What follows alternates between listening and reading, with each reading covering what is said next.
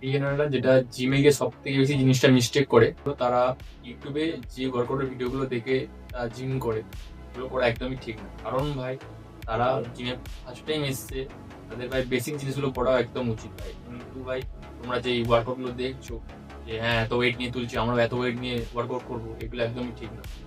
Basic জিনিসগুলো বোঝার চেষ্টা করো, যেমনি পুল আপস, পুশ আপ, ডিপস, এইগুলো বেশি করে করো। বেসিক জিনিসগুলোকে বেশি করে করো, হাতের স্ট্রেংথ নিয়েছো, তারপর ওয়েট তুলবে। 6 মাস থেকে 1 বছর এই জিনিসগুলো ফলো করতে পারবে না। মিনিমাম 3 মাস ফলো করো, হাতের স্ট্রেংথ বাড়বে একটুখানি হলো। তারপর আস্তে আস্তে কিছু কিছু করে অল্প অল্প করে ওয়েট নাও, নিয়ে ওয়ার্কআউট করো। তারপরে তোমার হাতের স্ট্রেংথ বাড়বে কিছু, তারপরে বেশি ওয়েট নেবে। নাহলে ভাই হালকা ওয়েট নিয়ে করো, তাহলে সব থেকে বেশি বেস্ট। খাওয়া দাওয়া ভালো করে করো, আর রেস্ট প্রপার নাও, তাহলেই এমনি ভাই তোমাদের ড্রিম ফিজিক অ্যাচিভ করবে। যদি ভিডিওটার মধ্যে কিছু একটুখানি ইনফরমেশন পেয়েছো মনে হয়, তাহলে অ্যাকাউন্টটাকে এখনই ফলো করো।